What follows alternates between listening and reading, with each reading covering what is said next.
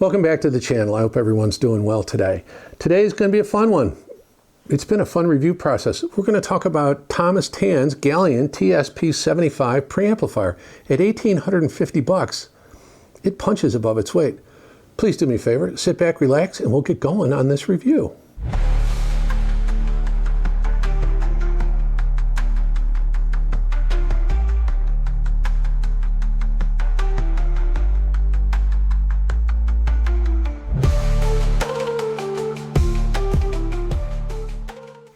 Well, the Galion TS-P75, I'll tell you what, this is one of those rare products that reminds you why we fell in love with hi-fi. It doesn't try to impress with flashy specs or endless features. You know, it just delivers music with natural warmth, clarity, and realism, unmistakably tube-driven. So the way it is constructed, and we're going to take a look at the front, we're going to take a look at the back, we're going to go inside and play around in there and see what's going on. But let's talk about overall build and design quality. So the P75, listen, Thomas, everybody should know Thomas by now. Thomas is very much a music lover and an audiophile, and I think he genuinely cares about sound.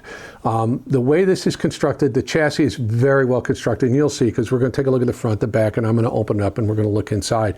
It is extraordinarily well built. Now, he's done some really interesting things in the choice of components that go inside. Precision resistors, film caps from Clarity, Solon, and Jupiter Audio. I mean, that's an unusual mix of exotic capacitor types, but really well laid out, good quality tube sockets, really thoughtful wiring. You know, all of that contributes to a very quiet, you know, tube gear can sometimes be noisy and microphonic. I had no issues with noise with this at all. I just got really a very quiet, very good dark background with and very tonally consistent without question. All the human interface stuff, the buttons, the knobs, everything feels really nice. Got a very nice heavy duty remote control, very nice out of aluminum. Very premium, especially for the price. I've reviewed stuff that was very expensive and had really cheesy remotes, so this was good in that regard. There's really, you know, one of the nice things about it is it's got a bit of that vintage vibe as far as just its overall kind of appearance and so forth, but here's the thing. Vintage hi-fi is wonderful and nostalgic, and it brings back memories. It's like classic cars. They're fun to look at. They're beautiful design. They're really kind of bring back wonderful memories and nostalgia, but would you want to drive one every day? No. This has that vintage vibe to it as far as appearance goes, but very modern, very up-to-date construction, you know, and design technologies inside. So it does not, there's nothing budget about this, honestly. I think it's very well built, has great feel to it, and I think it punches above its weight. So let's do this. Why don't we go ahead and put it on the bench? We're going to take a look at the front, we're going to take a look at the back, we'll open it up, and then we'll go from there. Well, I've taken the unit out of standby mode, and it's flashing blue until the tubes preheat and everything warms up, and then I can't access anything. But it does come with a really nice remote control that allows you to access the inputs, mute it, volume control, take it out of standby mode.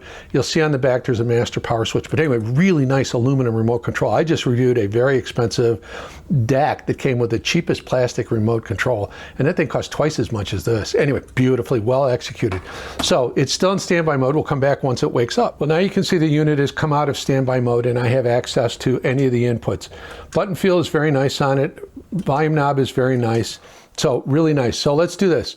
Let's spin it around, look at the back, and then we'll open it up. Well, here's a look at the back of the unit. Very nicely laid out, as you can see.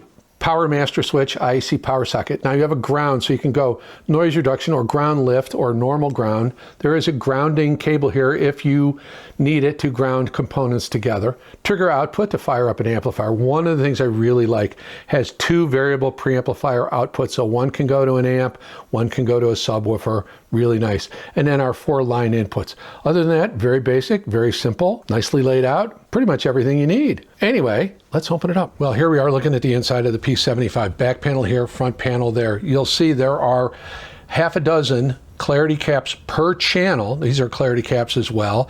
Those are wire wound resistors, very high quality. WEMA caps. There's a Solon cap over there. Nice big toroidal power supply. Really well laid out, beautifully laid out. If I'm not mistaken, that is a Alps Blue Velvet pot, which is very high quality for sure. These are our tubes, our ECC 81s. This is a lovely layout, very nice unit indeed. Really well thought out, really well engineered. Anyway, that's a look at the inside of the TS-P75. Let's button it up and finish up with this review. Well, as you can see from looking inside, this unit was well thought out and well designed. So to get a handle on its sonic qualities, I paired it with a bunch of different amplifiers and speaker combinations, and I found that it paired very well with almost everything I put with it. Obvious pairing, very synergistic pairing is the P75 and A75. Obviously, they're intended to work together. I found it to be a very smooth, dynamic, and very musically satisfying combination, and I think for the cost of these two components, if you're looking to get into separates, you got to consider these. I think it's a very high value combination. Really nice.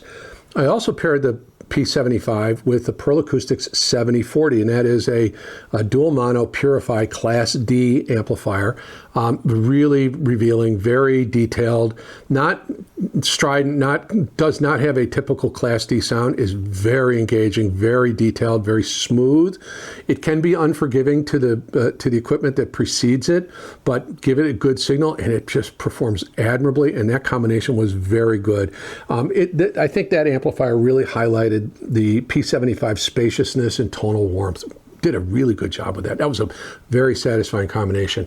Another really satisfying combination was the Advanced Pairs XA160 Evo and the P75. Now the XA160 is a big dual mono Class AB amplifier that does have a bias switch that gives you the first several watts in pure Class A mode, and it's very rewarding, and it has that lovely Advanced Paris house sound, very detailed but smooth. A little bit of warmth, but not obscured or anyway. And I thought the combination with the very tonal richness of the P75 and the A160 Evo, that was an amazing combination. I think that combination revealed the preamp's transparency and very quiet operation. And again, it very much maintained that very tube liquidity that I really like. That was a really, really good combination. And I will tell you that I've got a bunch of amp reviews coming up, and this will appear in most of those because I'm going to use it just so you guys know what it sounds like with the other stuff when I do a deeper dive.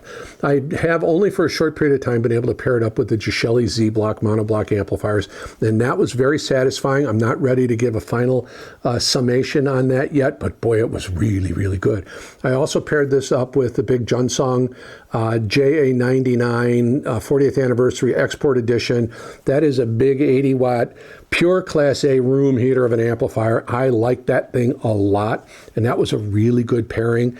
That beautiful Class A sound along with the really nice tube richness of the P75. Really, really good. Now, I will tell you a secret.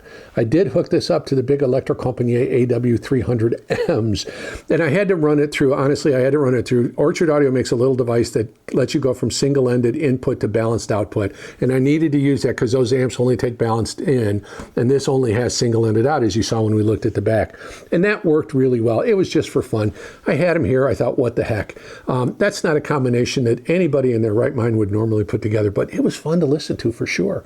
So across all these setups, one of the things I thought I really found was noise floor was very good on this. Some tube preamplifiers can be a bit noisy. I found it to be very quiet, very silent, very good dark background, which I really like that. It allowed, I think, a lot of the fine, really kind of the microdynamics to come through. I also thought too, because it has a high line stage output, it was very dynamic. Dynamics were really good. Transients were really good. We'll talk about that more in the summary of it. So in terms of value, I really do think this thing punches above its weight. I think it delivers a real premium performance, very quiet operation, really nice musicality. I think it compares to units that cost a lot more. I would compare this, I would take this probably over a Rogue RP1. I would compare it favorably to an RP2 or RP3, excuse me. I can't think of any other tube line stages in the price range, in this price range, but this competes against, I think, you could spend $1,000 more and not significantly better the performance of this. So let's do this. Let me tell you a little bit about the tube rolling I did, and we'll move on. Well, the P75 comes with stock PS Vane 12 AT7 tubes, as you saw when we looked inside. That's a very good tube. Now, one pro tip, please.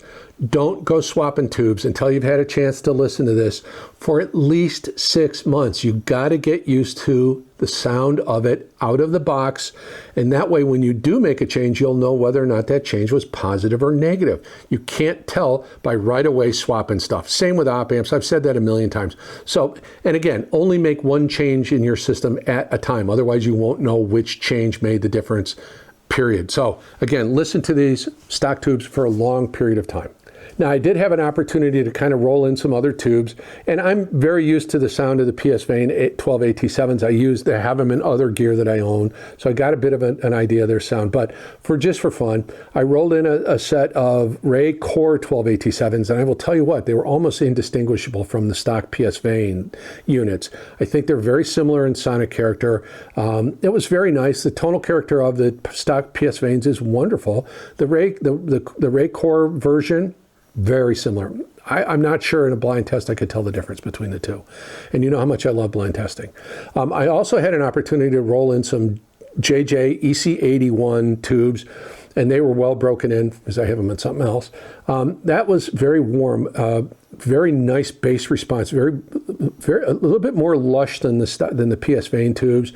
A rounded treble, not the most detail. That's a very safe tube swap, very affordable, and that's one of the reasons why I wanted to do it. If you were going to swap tubes, I would say skip those and do something that's going to perform better than the stock PS Vane tubes. And what would that be? Well, if you wanted to do the Gold Lion ECC81s, they're very open, very refined, very excellent at retrieving micro detail, beautiful soundstage. Gold Lion makes a good tube. That's rewarding. I also would probably recommend the Telefunken ECC81.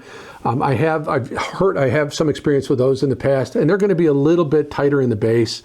They also do a good job with detail. So again, listen to the stock PS Vane tubes for a long time. There's no sense of urgency to go rolling tubes. And if you do too fast, you'll never know the difference. Anyway, listen to them for a long period of time. I think when you do swap tubes, mainly the overall changes you'll find are more in mid-range bloom, kind of treble texture, whether it's rolled off or a little bit more detailed, kind of tonal color. Is it a little darker? Is it a little brighter? You're not going to hear a lot in the difference in dynamics. And always use matched pairs when you're replacing the pairs. Or if you can get a matched quad, that would be better still. And then give your tubes a long period of time to warm up. Before I listen, I always let tubes warm up for 20 to 30 minutes. And then I try to let them cook for 100 hours or more before I really sit down and critically listen to them. And these have had a lot of time because this was not a brand new piece when I got it. It had been a demo from somewhere else. So they were well broken in. Anyway, so that's the whole thing about tube rolling. For this review, I did use some music, and I'm just going to give you a quick listening guide. It's not going to be a deep dive. All of the tracks are on the Old Guy Hi-Fi Test Tracks Volume 1 playlist, and there will be a link to Tidal, Qobuz, and now Spotify in the video description for that playlist, so please check that out. So for the jazz selection, I chose this track from Herbie Mann off the album Brazil once again, and it's called Oh How I Want to Love You, and I just love this. Herbie's flute just shimmers naturally. I just think it's wonderful. There's a palpable presence to it. There's a great sense of the wind rushing through the instrument and leaving his lips and so forth. There's a wonderful piano, kind of not solo, but a prominent piano piece through the kind of the middle of it that I just love. It's got a good rhythm and good drive. This just really is a wonderful track. Beautiful to listen to, very well recorded, really interesting rhythms and dynamics and a lot of interplay with the instruments, a little call and response between the piano and the flute. Just really, really wonderful. Well, regular viewers of the channel will know I am a big fan of female vocalists, so the next track is from the Wailing Jennies, and it's the cover of the Neil Young song Old Man, and this is wonderful for acoustic and folk music. I'll tell you what, this is a great track for testing any system because the vocalist should appear in distinct areas in space, right? You should know where each one of them is. You should, especially on the solo vocalist, and the harmonies are very rich and layered and textured. Now, there's not a lot of soundstage depth because it's just the performers and their guitars kind of right, not front and center, behind the speakers, but very well located. It never gets really beyond the width of the speakers, but that soundstage should be very intimate, like you're in a club listening to them. The guitars have this wonderful wood body sound to them. It's just beautiful. The vocals are intimate. And again, a little bit forward because that's the way it's mixed. I think there's a very realistic sound to this, very much a club feel to it, and a very good musical flow. This is a wonderful track to test any system on. So for classical and orchestral pieces, there are a number of pieces in the playlist, so take your pick. But what I want you to listen for is how, on your system, how complex passages are handled and whether or not it's done gracefully. This does a good job with it. Is there spatial organization? Is the shading intact? Do the strings, especially strings, retain their texture? Can you hear the hull? Can you hear the recording space? Those are all very important, and this does a really good job with that. And again, I'll talk about that in my final thoughts. And for more modern music, rock, blues, EDM, or electronic music, there's a number of really good tracks in the playlist. So what I want you to listen for there is, do the electric guitars, do they gain body and bite? Sometimes you'll hear guitars overdriven, right, to get that fuzz sound. Are the rhythm sections full and meaty without sounding fat, tubby, slow pace to it? Our scale and drive maintained without any harshness. This does a really good job, because a lot of rock recordings, a lot of those types of recordings aren't necessarily the best recordings. This will be a bit forgiving and not super hyper detailed and not a super magnifying glass into that. So even poor recordings will sound very good, and good recordings will sound very, very good. So again, let's talk about my final thoughts on this when it comes to overall sound staging, dynamics, all of that other stuff. So what did I think of the sound of the P75? Well, I'll tell you what, it is kind of a Swiss Army knife. It worked well with it worked well with everything I paired it with, truthfully.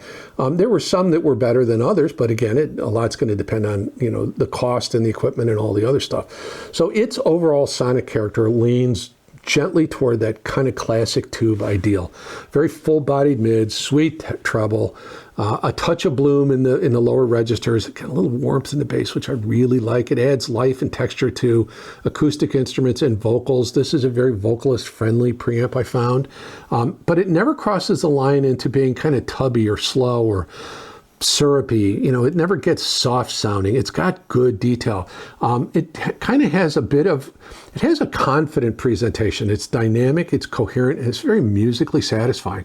I think the tonal balance is just beautifully even.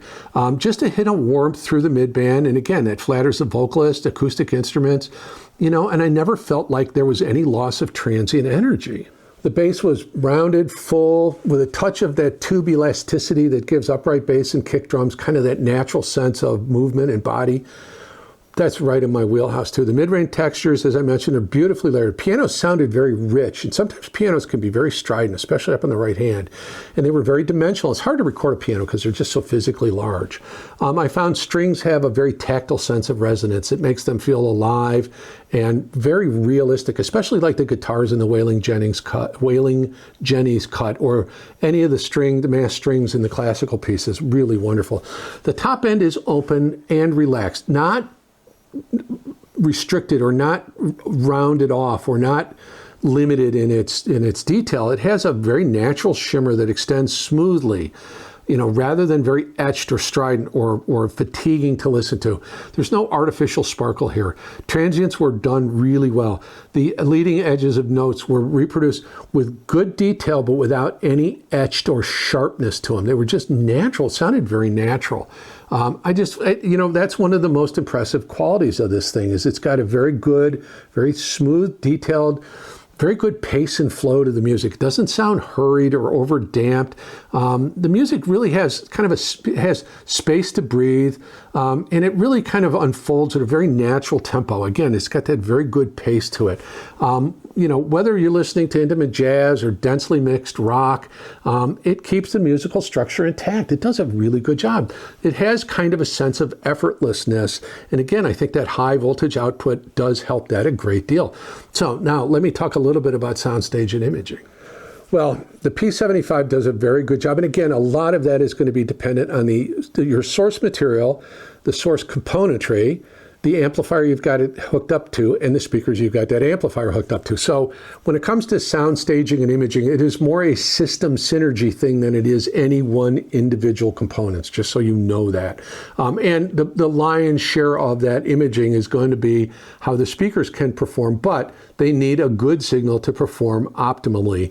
And so I'm going to talk about kind of a blended view of soundstage imaging with the various source material, source components, amps and speakers that I use.